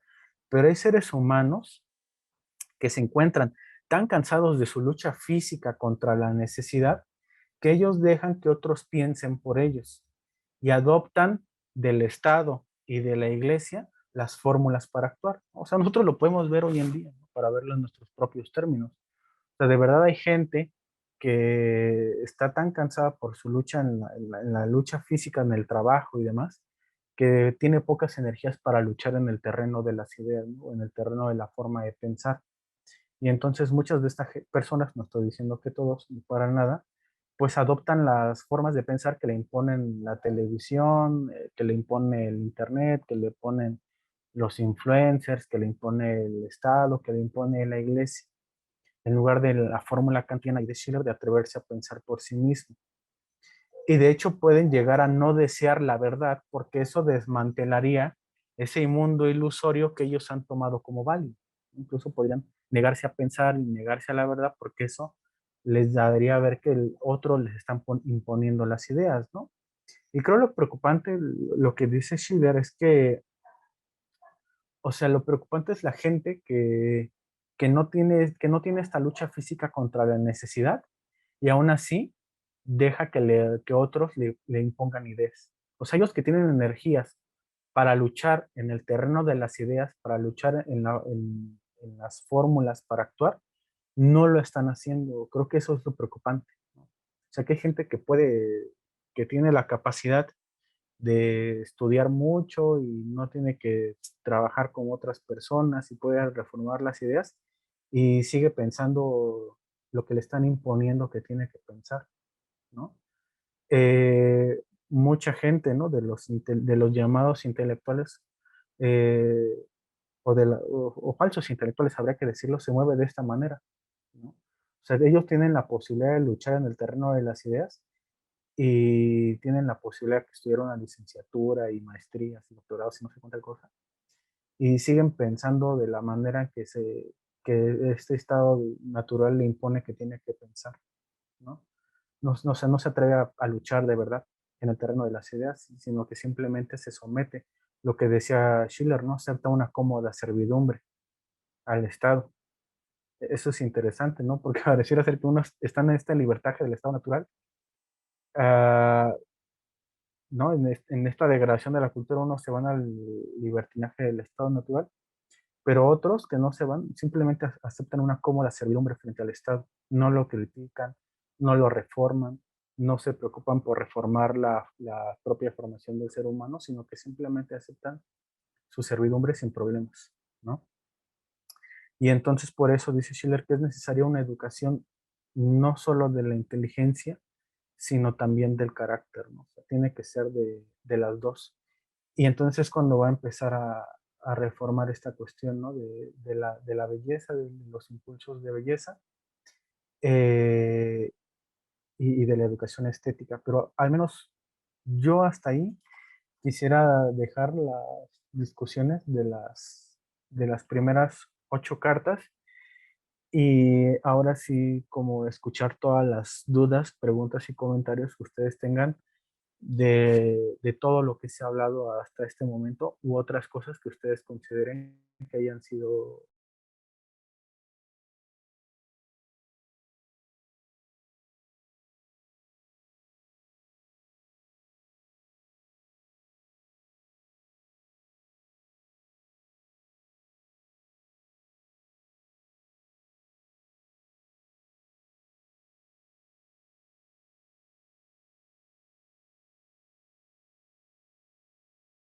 Claro, Siris Cárdenas, adelante.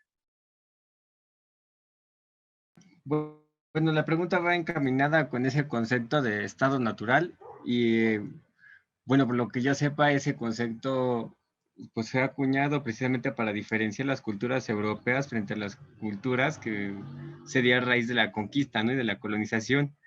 Entonces, en ese sentido, no sé si hay una relación o si ha habido un abordaje de Schiller desde una perspectiva no de colonial, vaya.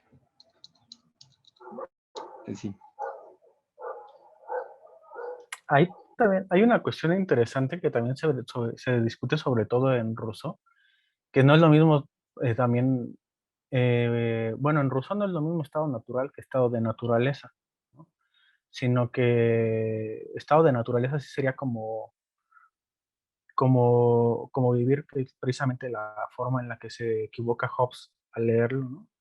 Que sería como vivir que en árboles y vivir como la naturaleza nos arroja al mundo, ¿no? O al menos en ruso de estado natural, esos estados de naturaleza y estado natural eh, tiene que ver con una supuesta organización natural que en términos de su propia esencia del estado, ¿no?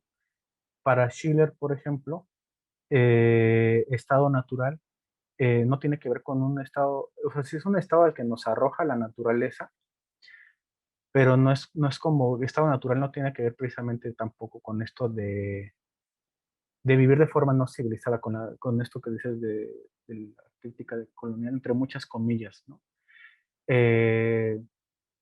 O sea, sin llegar a entender que civilizado es mejor que otra forma, ¿no?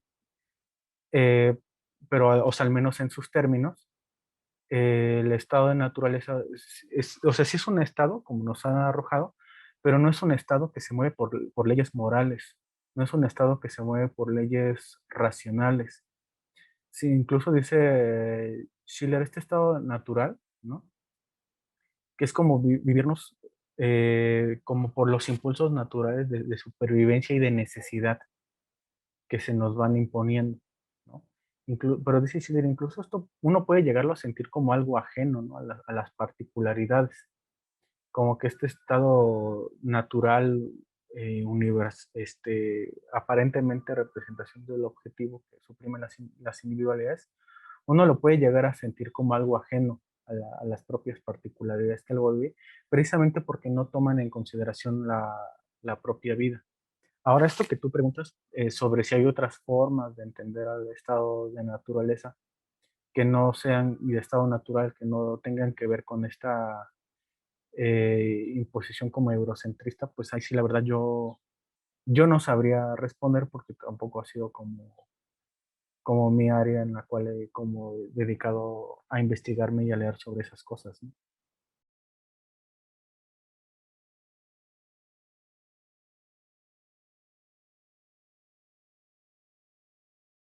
No sé si también hay, yo recuerdo que como estudiante de Rodo también explicaba un poco, seguramente un poco mejor que yo y nos puede ayudar, también sobre esta distinción entre el estado de natural y el estado de naturaleza.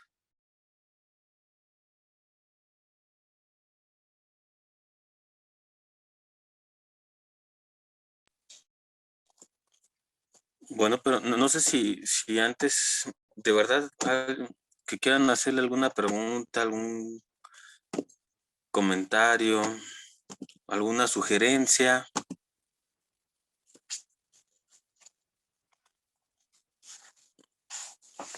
Ya Osiris se animó, antes Lore. A mí me llama mucho la atención esto último que decías de Schiller, porque, digamos, la crítica que le hace a Kant, porque es cierto, ¿no? A Kant le pasa un poco lo que le pasa a Hegel, y es que pecan de una ilusión idealista de que basta con el pensamiento para transformar el estado actual de cosas. Como si ya con eso, o sea, en el caso de Hegel, con la pura conciencia consciente de ella, es decir, con la pura autoconciencia, la vida va a dejar de ser desdichada y vamos a superar la desesperación que es propia de la vida humana, ¿no? Y entonces ya listo la autoconciencia. Y a Hegel le va a responder Marx y le va a decir, no es cierto, Hegel, no basta con el pensamiento. Necesitamos vestir, necesitamos alimentar, necesitamos, etcétera, etcétera, etcétera. Lo que Marx llama las condiciones materiales de existencia. Y parece que a Schiller, y ya antes habíamos platicado tú y yo, de que en muchas cosas parece que Schiller se le adelanta a Marx, ¿no? Y entonces, como Schiller le dice a Kant, bueno, sí, ¿no? Digamos, uno no es ilustrado por dos cosas, porque somos perezosos y somos cobardes. Somos demasiado flojos para pensar por nosotros mismos, pero también somos cobardes, no tenemos la valentía para atrevernos a pensar por nosotros mismos. Pero Schiller, que, que no es un pensador burgués, a diferencia de Goethe, y por eso tenían diferente perspectiva respecto a la Revolución Francesa, eso me parece simplemente genial. Dice, sí, güey, pues es que no te has dado cuenta, la gente está muy cansada. O sea, neta, trabajan todo el pinche día, tú no porque no los ves, pero trabajan todo el día y bueno, los que hemos trabajado lo sabemos perfectamente, aunque sea dar clases, uno llega y se promete leer algún libro de gusto personal o alguna película, ya no puedes. O sea, neta, el cuerpo ya no da, ¿no? Digamos, para que te ilustres, para que puedas modificarlo. Pero el problema está ahí precisamente, no sé qué opinas, en que ahora confiamos en que precisamente ese trabajo que nos está, perdón por el anacronismo, pero que nos está alienando o nos está enajenando, es el mismo trabajo que nos aliena, es el que nos va a liberar o nos va a poner en condiciones de llegar a un momento, a un estadio estético. Ajá. Y no creo o sea, baste con la visión reduccionista que yo acabo de decir. Entonces, estoy llegando o estoy contribuyendo porque llego y me pongo una ópera de Mozart. ¿Es suficiente con eso? Pues, en absoluto, ¿no? O sea, te puedes escuchar y conocer todas las óperas de Mozart y no estás contribuyendo absolutamente en nada. Se podría escuchar a Mozart, creo, en todas las escuelas y no se estaría contribuyendo absolutamente en nada. Entonces, tal vez la pregunta sería esta, qué piensas tú a propósito de Schiller y para que aparezca otro Schiller, por ejemplo? Que Schiller sí está contribuyendo en algo y ya en él aparece esta palabra que es la del genio, ¿no? Que en Schopenhauer pues está presente en todos lados, pues el genio no se educa. Afortunadamente el genio se da cuenta de que la escuela más bien le va a quitar la genialidad. La educación guión Estado. Pero a ver qué opinas de esto. Sí, de hecho, cuando habla de cómo se nos impone el actuar, eh, o lo que yo decía, ¿no? De que esperamos que se nos diga cómo actuar para representar ese espacio de humanidad. De hecho, Schiller dice, ¿no? El genio nunca va a dejar que le digan cómo actuar y cómo representar su forma de representar ese espacio de humanidad, ¿no? Pero pero ya lo dice, ¿no? Pero no podemos, o sea, no podemos esperar que todos sean genios.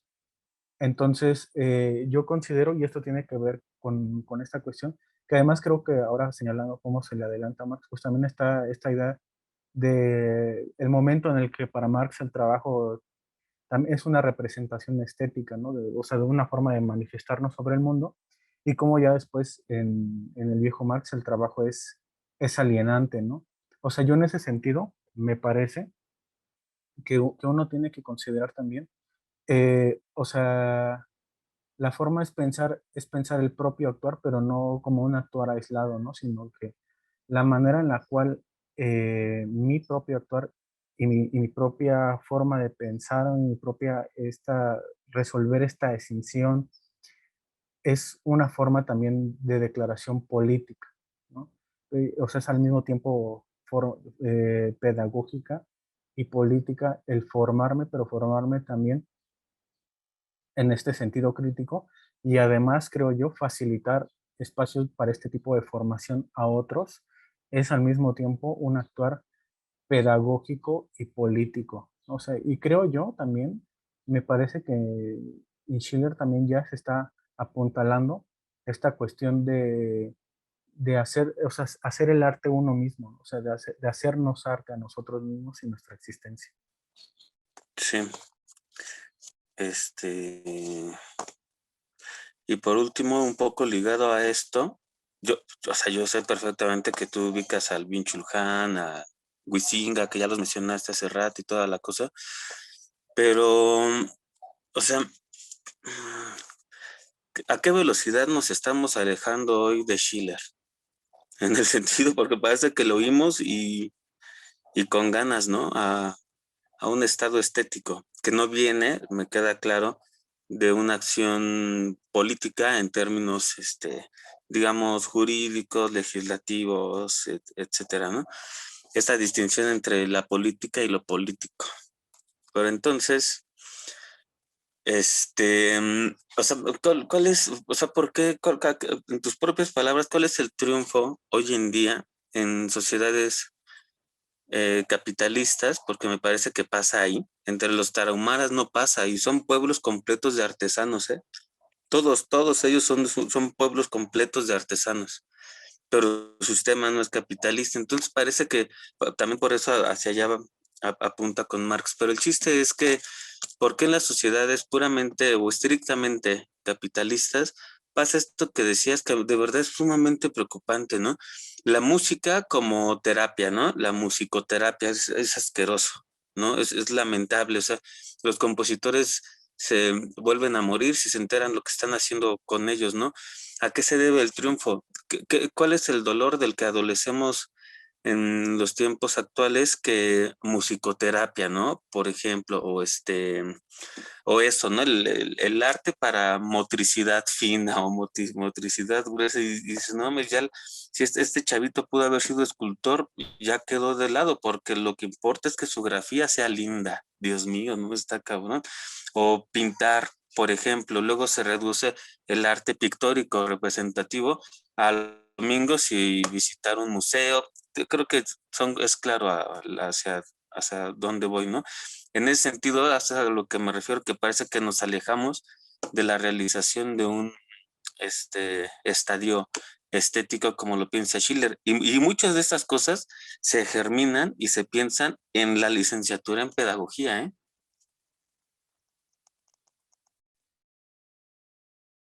Sí, yo creo que igual y nos lanzó una flecha, ¿no?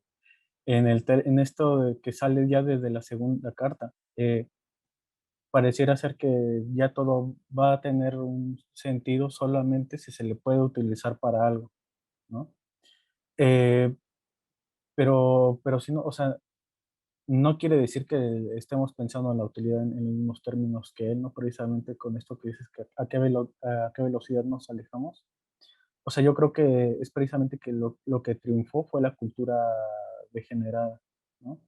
O sea, lo que triunfó fue la imposición del estado en formación, o en estado de formación deficiente, decía Schiller, ¿no?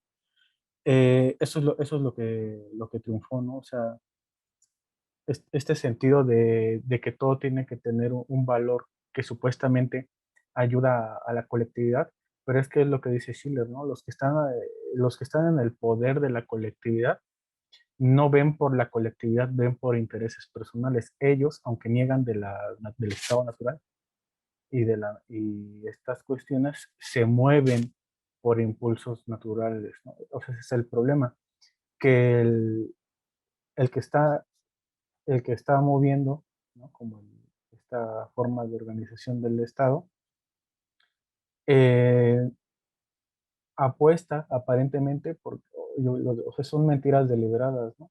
De que los ciudadanos se van a formar por un interés moral, social y político, pero él se mueve por intereses individuales, ¿no? Y la cuestión es que probablemente nosotros no somos muy distintos de ellos. O sea, no, tampoco estoy diciendo que, malditos políticos, no, porque probablemente nosotros en el orden de lo privado y de lo cotidiano, somos muy parecidos en que nos movemos por este interés de la inmediatez, y es un interés de lo individual, en el sentido de individual y no pensar en la humanidad, ¿no?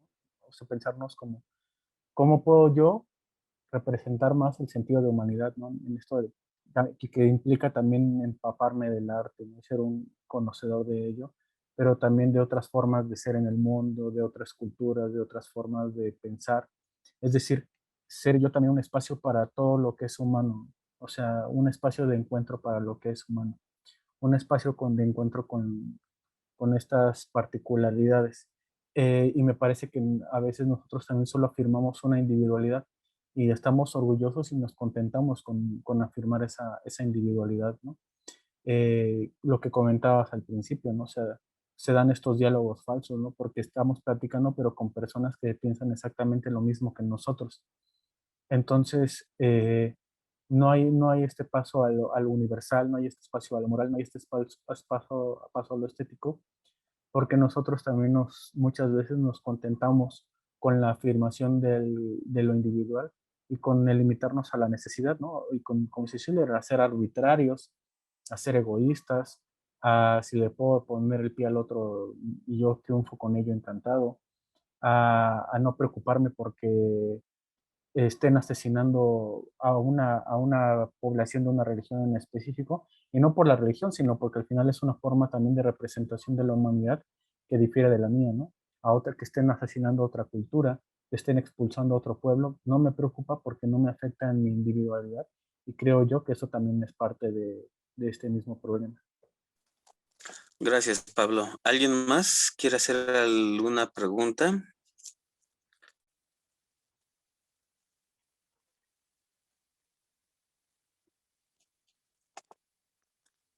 ¿Nadie más? Anímense. Oscar te pregunta en el chat. Bueno, dice, yo no leí todo, pero me llama la atención que mucho del planteamiento político educativo de Schiller retoma cuestiones del pensamiento de Aristóteles en torno a la educación a partir del ideal educativo establecido por y para la polis, así como también lo referente a los llamados impulsos naturales y cómo estos conducen la acción individual de los hombres. Creo que ambos son puntos muy válidos para pensarlos en función de estos tiempos.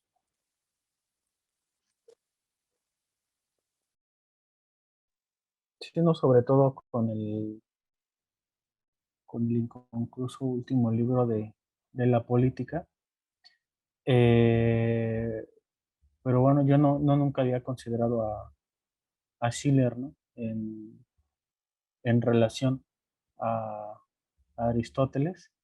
Schiller, a quien está citando o no citando, pues, recordemos que en esos tiempos era muy común que uno pusiera ideas de otro autor y como estaba escribiendo para lectores, o sea, los autores esperaban cierto nivel de lectura de quien los leía, ¿no? Entonces sabían que donde, donde Schiller pone, hay algunos que piensan que hay que expulsar a los artistas de la ciudad, uno sabe que está hablando de Platón, ¿no? Entonces Schiller nunca cita directamente ni a Kant, ni a Rousseau, ni a Platón, aunque los está comentando constantemente. Y yo, por ejemplo, ni yo mismo, ni la edición de Antropos, se identifica que en algún momento Schiller esté discutiendo directamente frente a Aristóteles, ¿no?